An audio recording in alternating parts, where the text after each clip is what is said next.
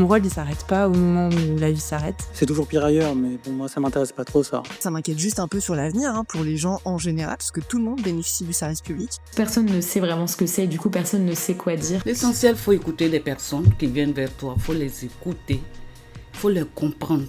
Et ça t'arrive qu'on te dise bravo pour ce que vous faites ?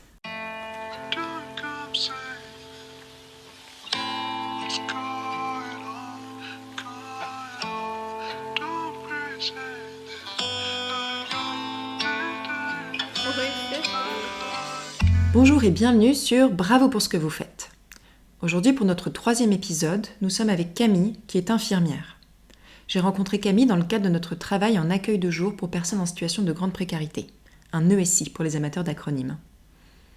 Pour moi, Camille fait partie de ces professionnels qui donnent tout son sens à la notion de travail pluridisciplinaire, qui est centrale dans le médico-social. Ses réflexions sur la posture soignante sont particulièrement éclairantes pour penser le sens de nos accompagnements. En tant qu'infirmière, Camille a aussi une expérience de la culture médicale et hospitalière, dont elle va nous livrer quelques extraits et qui peuvent être choquants de par leur proximité avec la violence et la mort. Nous vous invitons à nous écouter dans de bonnes conditions et vous souhaitons une bonne écoute. Né mort, très fort, je calcule du CP quand fuck une certif, quand tu certes, double D, certaine, une silhouette.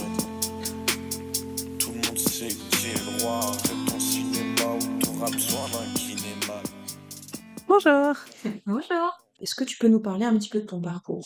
Alors, mon parcours, je dirais que j'ai toujours voulu être infirmière. Ça a toujours été là en trame de fond. Je me souviens, quand j'étais en 3e, il y avait un stage de découverte qu'on pouvait faire et je l'ai fait à l'hôpital et normalement, on n'avait pas le droit de le faire à l'hôpital et du coup, j'ai vraiment, fait une lettre de motivation. J'ai été voir une cadre et je lui ai dit, à l'époque, j'habitais à la campagne, du coup, genre mon père m'a amenée faire 30 minutes de voiture pour aller voir la cadre et pour lui expliquer combien je voulais faire un stage, et ça a été accepté, je sais pas par quel miracle, mais j'étais trop contente et alors, ça peut paraître horrible, mais en plus, c'était de l'orthopédie. Du coup, j'ai vu des gens avec qui s'étaient coupé un doigt, qui avaient fait des chutes et tout. J'étais vraiment trop contente. Et je me souviens de cette semaine où je trouvais que c'était trop bien. Arrivée au lycée, on m'a dit oui, mais pourquoi tu fais pas médecine?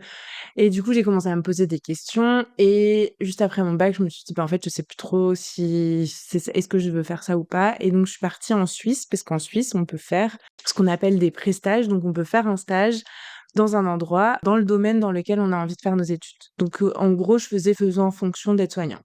J'étais stagiaire et soignante pendant 5 mois, à 18 ans. Et donc, c'était trop bien. J'ai vraiment, mais ça fait, non, mais ça fait un peu psychopathe, mais vraiment l'ambiance de l'hôpital. En fait, c'est ça qui est très marrant, parce que maintenant, c'est plus du tout ça. Je trouvais que l'ambiance, c'était un truc de fou. Et vraiment, j'étais émerveillée même de le côté vraiment comprendre le fonctionnement du corps humain. Enfin, vraiment, j'aimais trop. Et du coup, je me suis dit, non, en fait, c'est infernal que je veux faire. Donc, je suis rentrée en France, j'ai passé mes concours et je suis venue à Paris faire mes études. Et chaque été de mes études d'infirmière, je suis retournée en Suisse pour travailler. Et en fait, à chaque fin d'études, parce que des fois, je change pas mal d'avis, mais je me disais, non, mais en fait, j'arrête, c'est fini. Finalement, c'est pas infirmière, je veux faire costumière de théâtre ou je veux faire archéologue ou anthropologue. Et à chaque fois que je retournais à l'hôpital pour ce mois de travail, je me disais non, mais en fait, c'est ça. Donc vraiment, j'ai passé 3 ans un peu en faisant le yo-yo. Enfin, en tout cas, j'ai été déçue de mes études. Bizarrement, je conseillerais pas du tout ces études-là. Ça correspondait pas à ce que j'avais connu, moi, à l'hôpital. Il y avait des cours intéressants, mais d'autres moins, que j'ai découvert un monde pendant mes stages assez particulier, pas très sympa, pas très bienveillant, en tout cas avec les étudiants, j'ai trouvé. Même si j'ai eu des expériences très bonnes, mais il y avait quand même un décalage que je comprenais pas trop. Et en fait, chaque été, quand je retournais en Suisse, c'était trop bien. Donc j'ai quand même persisté.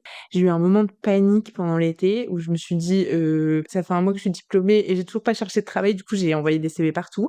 Finalement, j'ai fait 2 ans du coup en réanimation pédiatrique.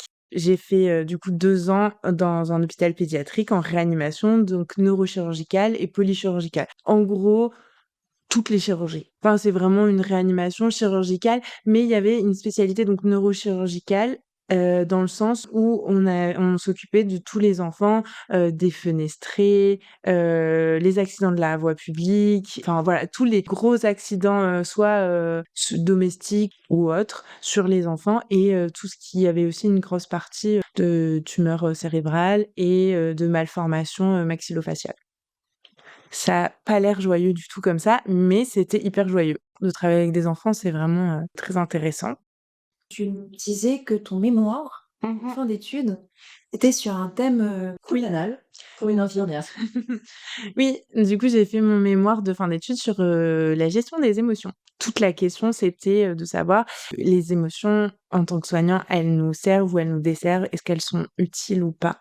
Parce que on nous apprend et on nous rabâche que, il faut, la distance professionnelle, éviter, le transfert, être, en tout cas, un bon soignant, il y a un truc un peu genre de super-héros qui n'a pas d'émotions et j'ai souvent, pendant mes stages, ressenti des émotions ou mais qu'elles soient, positives ou négatives, hein, ou senti être stressée ou être pas bien ou mal à l'aise ou et j'ai senti que, sur certains stages, des tuteurs de stage qui nous poussaient à, aller dans nos retranchements, à, nous déstabiliser devant des patients, à nous mettre, pas à l'aise. Tous les lieux de stage n'étaient pas comme ça, mais je trouve quand même qu'il y a un mal-être chez les enfin, là, je parle des infirmières, donc chez les infirmières et certaines infirmières ou infirmiers, il y a peut-être un espèce de transfert de leur expérience en tant qu'étudiants et qui répètent. Soit il y en a qui vont être, vraiment, très bienveillants, par opposition à l'expérience qu'ils ont eue, soit il y en a qui vont,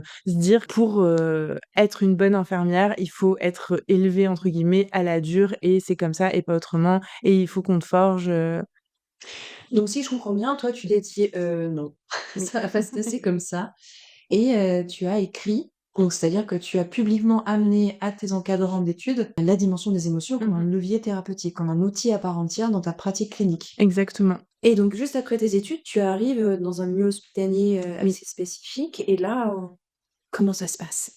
Moi, j'ai trouvé que les enfants, ils ont quelque chose de vrai et en fait, on peut pas, faire semblant face à eux et on peut pas donner des réponses bateau toutes faites parce que de toute façon, ça marche pas et ça demande, quelque chose de assez, transparent et honnête avec soi-même. En fait, ils ont des questions, qui posent vraiment naïvement, mais qui, en fait, sont des vraies questions que en tant qu'adulte, on n'a pas la réponse. On a évité de se poser ces questions-là et donc je trouve que c'est assez intéressant parce qu'ils viennent, un peu nous pousser dans nos retranchements ou en tout cas, nous pousser à nous poser des questions et à être, ouais, vraiment sincère et transparent. Tu peux pas te couper de ta partie émotionnelle, tu peux pas, être froide, enfin, c'est des enfants, en fait. Ils sont, en plein dans l'émotion, dans la découverte, dans plein de choses et du coup, c'est aussi leur langage. Pour pouvoir, être présent, pour pouvoir prendre soin d'eux, il faut aussi, pouvoir parler le même langage et donc pour ça, accepter, ses émotions et être honnête. Savoir dire quand on sait pas, et pas essayer de broder, des choses qu'on fait beaucoup dans les services adultes, je trouve, beaucoup plus facilement, alors qu'en fait, l'enfant, il va poser la question jusqu'à temps qu'il ait une réponse qui lui convienne, quoi et des fois des questions, genre, «Est-ce que je vais mourir?» Enfin, «C'est quoi la mort?» Enfin, des choses comme ça.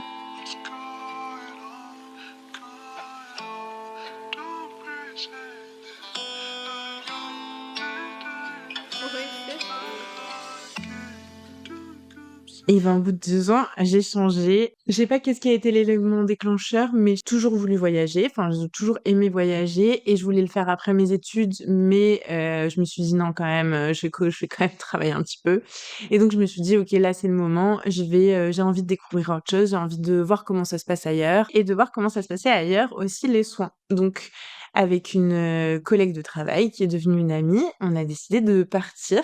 Et je suis partie du coup 2 mois en Inde, dans un hôpital, dans les montagnes, dans le Rajasthan et je me suis retrouvée catapultée dans un hôpital où, ben, je ne parlais pas la même langue que les gens. C'était évident, mais mais je ne sais pas pourquoi ça n'a pas Je trouve ça intéressant parce que c'est aussi peut-être, faire le lien avec tes études sur, à quel point la dimension relationnelle est pas du tout valorisée. mmh mh. Si vous êtes considérées comme des techniciennes, forcément, comme je ne poserai pas toute la même question en tant que Mmh mh. psychologue, ce serait le premier frein puisque c'est le métier de travail. Mais c'est Oui. dire à quel point peut-être on vous enseigne que la communication n'est pas du tout, votre domaine. Je pense que oui, je sais pas, j'ai pas, mais je me suis dit: «On verra bien». Après je me suis dit: «De toute façon, je parle un peu anglais, ça va aller». Enfin, je pense que même eux savaient pas trop quoi faire de moi et étaient un peu en mode: «Bon, on va lui montrer comment on fonctionne» et donc j'ai été en réa, donc en réa en Inde, dans un hôpital dans les montagnes où les gens parlent hindi et moi je parlais anglais et jusqu'au moment où du coup j'ai eu mon premier décès parce que, bah, figurez-vous, j'ai fait 2 ans en réa, mais j'ai jamais eu aucun patient qui n'est décédé avec moi et donc j'ai eu mon premier décès en réa en Inde, dans une langue étrangère et c'était, heu, intéressant. C'était, une patiente, qui était dans un service général et en fait, elle a décompensé, donc elle est arrivée inconsciente, donc il a fallu, ce qu'on appelle la techniquer, donc mettre, poser, une voie centrale pour pouvoir injecter des drogues, pour pouvoir relancer son cœur, faire le massage, l'intuber, enfin voilà, tout ce qu'on peut attendre et il y avait, je me souviens du bazar, d'avoir, je sais pas combien de personnes qui du coup parlaient en hindi, criaient en hindi entre eux parce qu'évidemment, bah, dans ces cas-là, tu parles, dans ta langue, maternelle, normale et moi, j'étais en extérieur et je savais pas comment aider. Du coup, je me suis dit: «Bah, je vais commencer à ranger moi». Comme ça, du coup, je faisais mon petit truc et puis après on m'a dit: «Bah, vas-y masse» et vraiment il y avait un affolement et d'un coup, tout s'est arrêté, tout le monde est parti et a laissé la dame, morte, sur son lit et là, j'étais là: «Bah, qu'est-ce qui se passe?» On m'a expliqué que non, en fait, enfin là, c'était, le rôle des paramédicaux était fini, enfin des médecins et des infirmières était fini et que c'est les femmes de ménage qui allaient prendre le relais et qu'il fallait vite se dépêcher parce qu'en fait, il fallait que la famille puisse ramener le corps avant la nuit pour pouvoir le préparer et pour pouvoir préparer toute la cérémonie et tout. Moi, j'étais choquée et du coup, j'ai demandé à la cadre si je pouvais au moins, la détechniquer, donc enlever, le cathéter central, l'extuber, enfin voilà, essayer de un tout petit peu, enlever le matériel. Donc elle a rigolé et elle m'a dit: «Bah, si tu veux, mais» et après les femmes de ménage, je me souviens, elles étaient là, elles essayaient de rhabiller la dame et j'arrive: «Bah, attendez, je vais vous aider» et elles comprenaient pas pourquoi je les aidais parce qu'elles étaient là: «Bah non, mais en fait, c'est pas ton rôle» et je dis: «Bah, de toute façon, j'ai rien à faire donc moi» enfin et puis moi, ça me tient à cœur, en fait. Mon rôle, il s'arrête pas au moment où la vie s'arrête.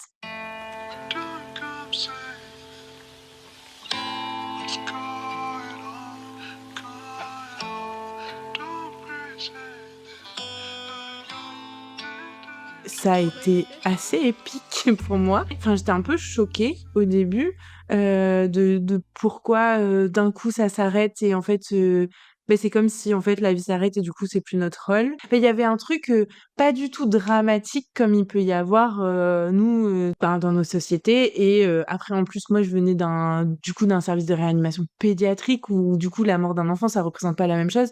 Mais de façon générale, je pense que dans notre société, la mort représente pas la même chose, alors que là, c'était bon, enfin, voilà, c'est normal, c'est pas grave, c'est comme ça, et j'étais hyper étonnée par ce détachement et je pense que c'était un réel détachement, c'était pas, un déni des émotions ou quelque chose de: «Non, mais pas on s'implique pas émotionnellement», tout ça, En fait, je pense que ça m'a aidée de vivre, un décès, du coup, dans cette culture-là, mais ça a été assez «doux» entre guillemets, enfin, dans le sens où c'est OK, quoi. Ça fait partie, de la vie et ouais. J'ai beaucoup appris des personnes sur place. Vraiment, j'ai vachement appris, autant des patients que des soignants, des techniques, enfin, des choses, que tu vois pas, en France. Mais c'est plein de choses vraiment que j'ai vues et où en fait, je me suis vraiment dit, «Ouais, en fait, il y a plein de façons de faire les soins, il y a plein de façons de soigner, il y a plein de façons de prendre en charge les gens et c'est OK». Et en fait, il y en a pas une qui est meilleure que les autres.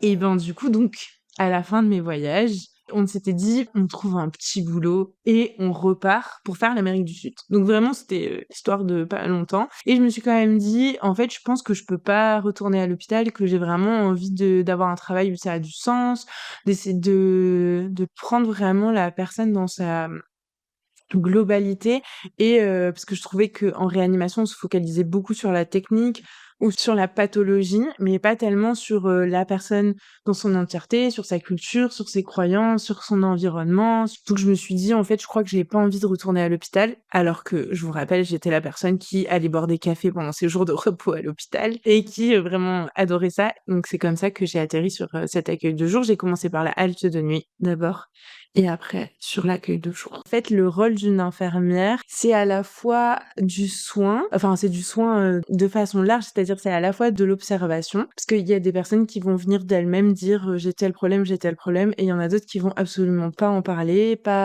soit pas avoir envie d'en parler, soit elles ne vont pas, savoir vers qui s'adresser ou c'est pas le moment pour elles, dans leur parcours et donc c'est aussi de pouvoir avoir, des temps d'observation sur ce lieu de vie, de pouvoir repérer, les personnes, qui pourraient avoir besoin, de discuter ou qui pourraient avoir besoin d'un peu plus, de pouvoir, échanger avec elles, de pouvoir aussi, évaluer, la situation et d'accompagner sur un temps donné les personnes, que ce soit, juste, un soutien, que ce soit, de la prévention, que ce soit un soin technique, que ce soit, coordonner, le parcours de santé, et faire le lien avec, le droit commun. C'est les missions qui se font, du coup avec donc on est, une équipe où il y a des infirmières, des aides-soignantes, des psychologues, des médecins, et après, la partie aussi, sociale avec les travailleurs sociaux, les animateurs. C'est, cette notion d'aller vers, c'est ça? C'est Mmh. que tu es face à des personnes qui sont pas forcément dans une demande de soins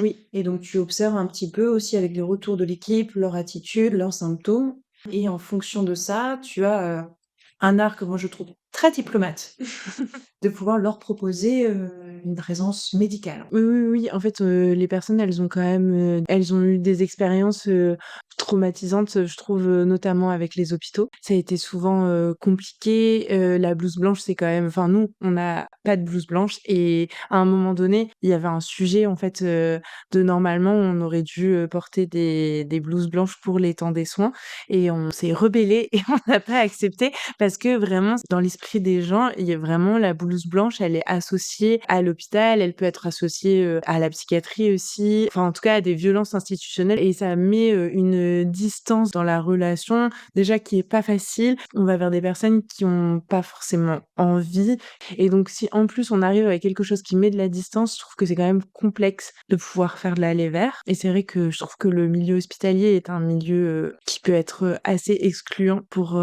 les personnes qui sont, précaires ou qui sont en marge de la société. On demande quand même à c'est hyper carré, à rentrer dans un cadre et il y a une position aussi, c'est pas un terrain neutre en fait. L'hôpital, les patients, ils viennent alors, c'est pas chez les soignants, mais un peu quand même et d'ailleurs, on impose un rythme qui est pas du tout, physiologique. Enfin, on leur dit: «Bah, c'est, à 8h30, c'est les médicaments, à 7h30, c'est le petit déjeuner, à 8h, c'est la toilette» et en fait, on leur impose, en fait, totalement, le rythme qui nous convient nous, en tant que soignants.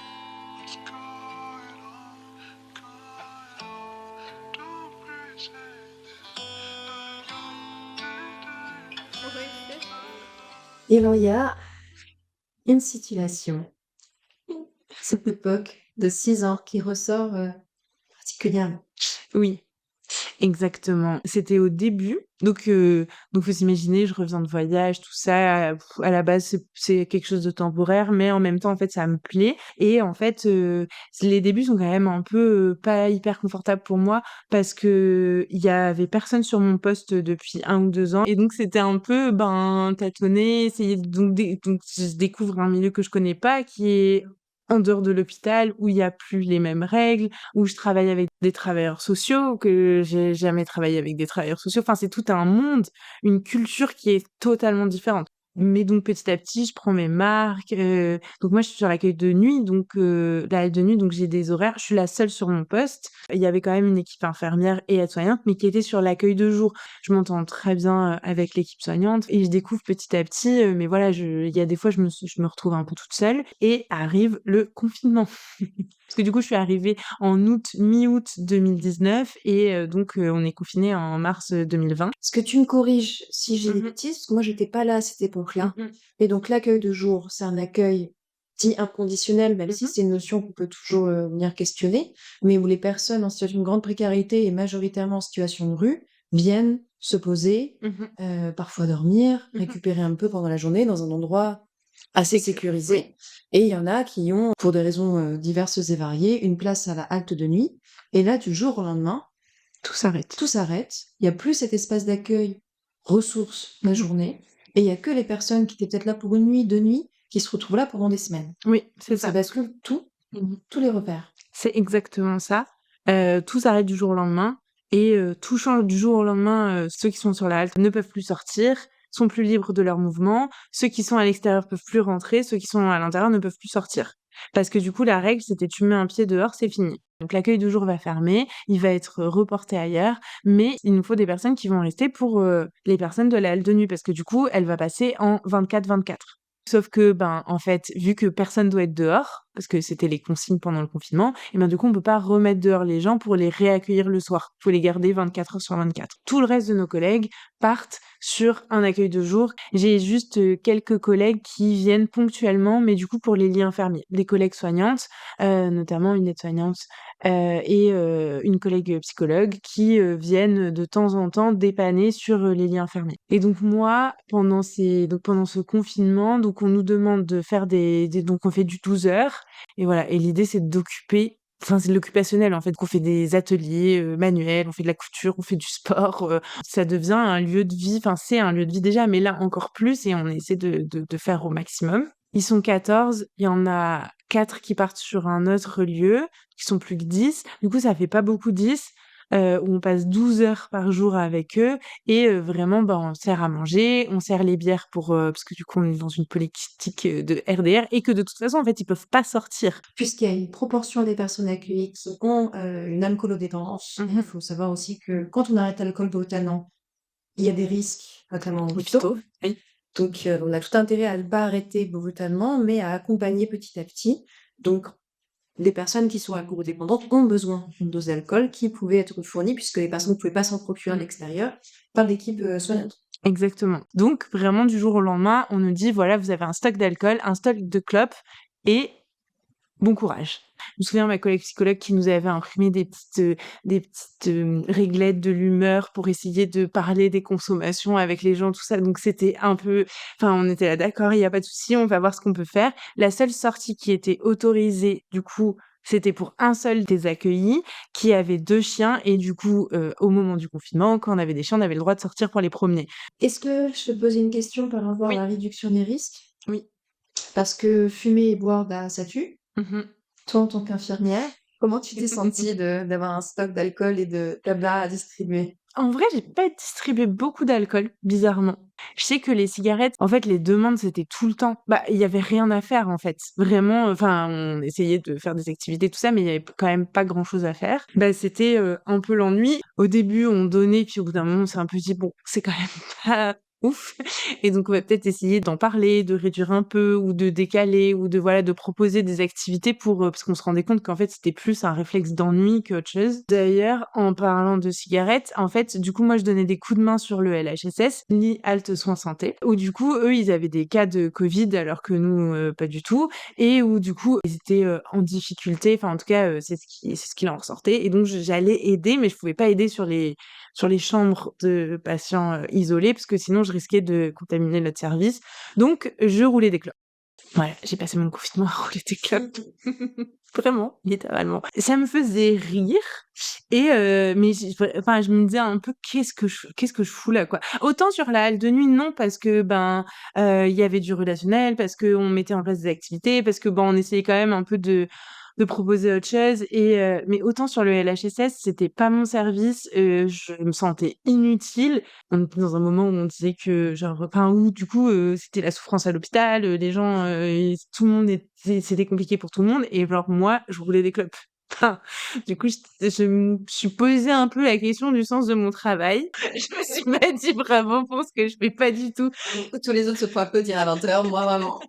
Moi, vraiment, je roule des clopes. Mais n'empêche, c'était quand même pas facile. Enfin non, pas alors pas le fait de rouler des clopes, mais c'est que du coup, donc il faut s'imaginer que l'accueil de jour, c'est un grand jardin avec des grandes grilles et qu'en fait, il y avait des gens qui venaient tous les jours pour, demander s'ils pouvaient pas poser, leur duvet, sur la pelouse. Je me souviens d'un qui m'avait dit: «Mais franchement, je prends pas beaucoup de place, hein, juste, vous me laissez un petit carré d'herbe et c'est bon et juste, et en fait, non, du coup, c'était le côté de nous, on avait l'habitude, on travaillait sur une halte de nuit, mais avec un accueil de jour et là, en fait, c'était complètement fermé.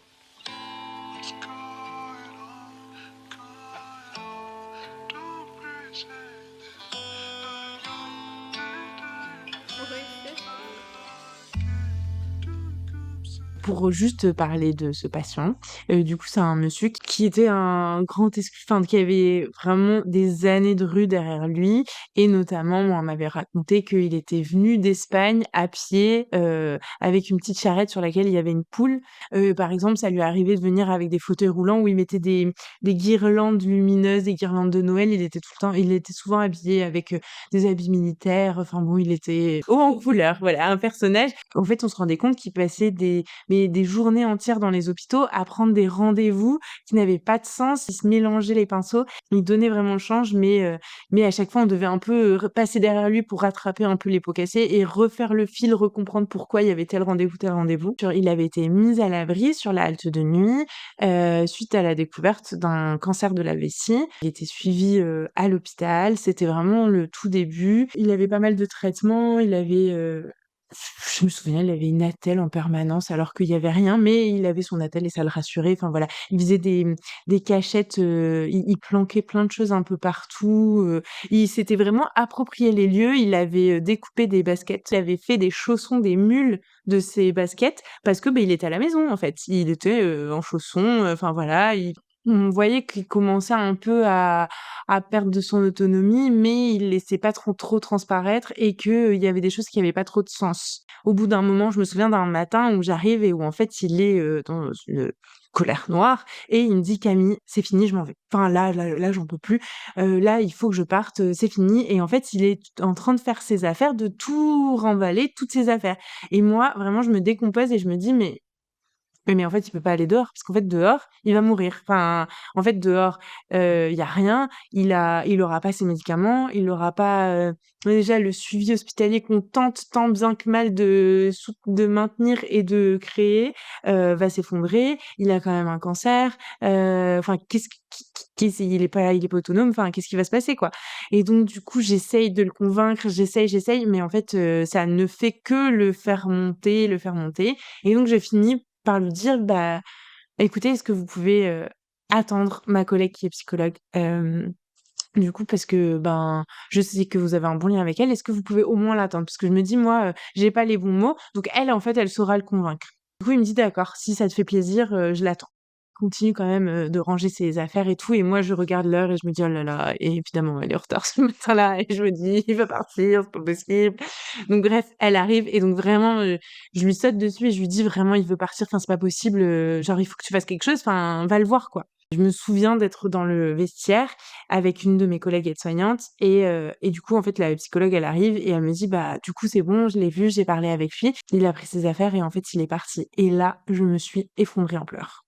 Vraiment, je me suis effondrée en larmes et je me suis dit: «Mais c'est pas possible, enfin non, en fait, non, non, non, non, il y a une erreur, c'est pas possible» et elle m'a dit: «Non, en fait, il est parti». Mes collègues qui m'expliquent et qui me disent: «Mais tu sais Camille, en fait, c'est la dernière liberté qu'il a, c'est de choisir de rester ou de partir. En fait, c'est une question de vie ou de mort et qu'en fait, c'est son choix à lui et on ne peut que le respecter». Ça m'a interpellée le fait qu'elles disent que, de retourner dehors, c'était une forme de liberté et aussi, de dignité. Je suis un peu frustrée parce que c'est pas moi cette psychologue.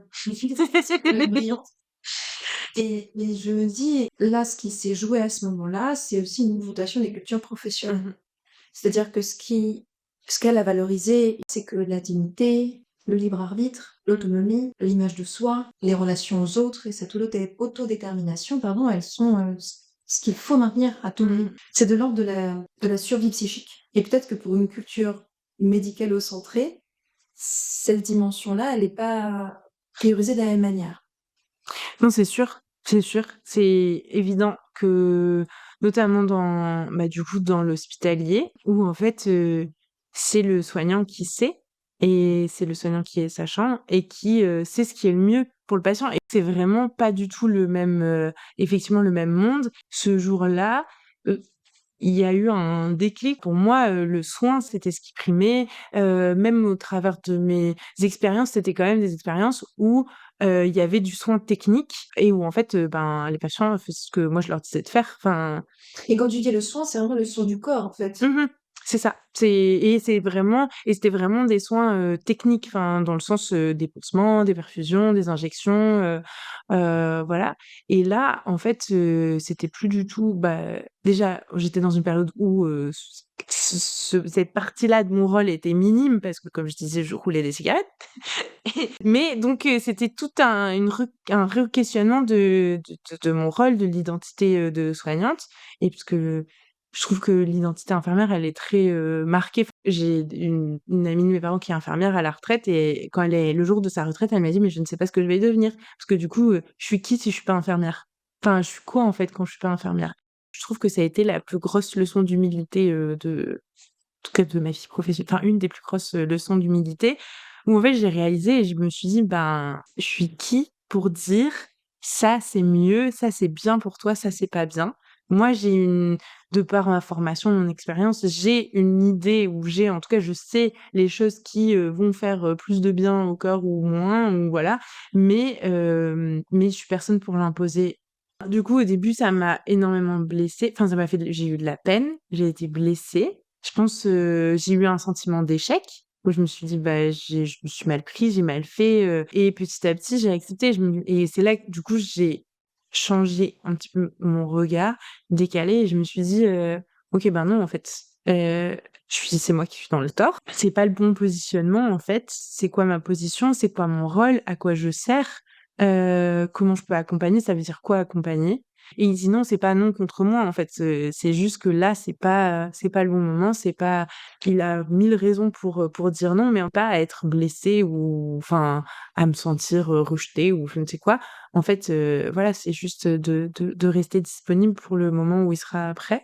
Cette expérience m'a vraiment appris aussi le fait que c'est pas parce qu'aujourd'hui la personne, elle accepte pas, qu'en fait demain ça va être aussi le cas. Pouvoir laisser la porte ouverte et de dire: en fait, c'est ton choix, c'est toi qui décides et moi je t'accompagne quoi qu'il arrive, que tu aies envie ou pas envie, il y a pas de souci», parce qu'il y a aussi, je trouve ce truc-là, dans la culture, soignante, médicale, s'ils refusent, du coup on arrête tout en fait.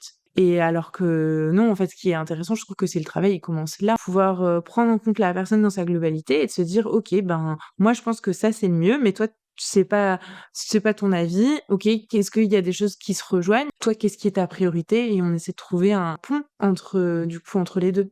Pour la petite histoire, du coup, ce patient, il est revenu, je pense, toutes les semaines ou même plusieurs fois par semaine, pour faire ses médicaments, pour, donner les rendez-vous à l'hôpital et du coup, il a réussi à maintenir un suivi, en oncologie. À la fin du confinement, il est revenu m'offrir un petit cadeau, mais en me disant: «Mais franchement, merci», enfin, qu'il était hyper content d'avoir pu, maintenir son suivi médical, mais d'avoir été écouté et qu'on ait pu respecter, le fait que c'était trop pour lui à ce moment-là et qu'il ait pu, partir, en fait.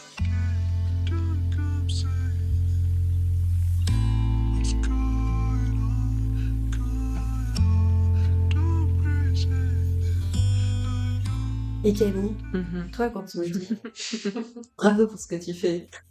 Moi, ça m'horripile. Vraiment, je trouve que les gens qui disent ça, c'est une façon de mettre un petit rideau sur ce que les gens ne veulent pas voir. On a quand même des métiers où on est en contact avec de l'humain, avec des choses avec des sujets qui sont tabous dans notre société, qui font peur, des situations qui sont compliquées. Hem, on voit des choses dures, on on entend des histoires compliquées et les gens, ils veulent surtout pas qu'on leur raconte. J'ai pas l'impression que c'est nos études qui nous aident là-dedans et en même temps, on n'est pas on n'a pas une baguette magique qui fait que ça rend les choses plus faciles. Si les gens qui disent bravo pour ce que tu fais, en fait, on les mettait là-dedans, comment ils se débrouilleraient? Et en fait, je sais pas, j'ai pas la réponse. Je me souviens pendant mes études, d'un stage, aux unités médico-judiciaires. C'était, après les attentats du Bataclan. Du coup, il y avait pas mal de victimes, qui étaient vues, et donc c'était un moment, assez lourd et je me souviens de devenir intolérante aux autres, d'entendre mes amis dire, enfin je sais pas, des trucs, de pas avoir une chaise confortable dans leur travail, dans leur bureau, qu'ils avaient et en fait de me dire: «Mais tu te rends pas compte de moi, ma réalité?» et de devenir, un peu, réactive, par rapport aux gens qui se rendent pas compte de la réalité de moi, mon quotidien ou de la réalité des gens en fait, de la dureté de la vie. Au bout d'un moment, je me suis dit: «Ouh là là, là, si je veux continuer, mon travail et continuer à pouvoir vivre en société, il faut quand même, réussir à rentrer en contact avec des gens qui ne vivent pas des choses horribles au quotidien».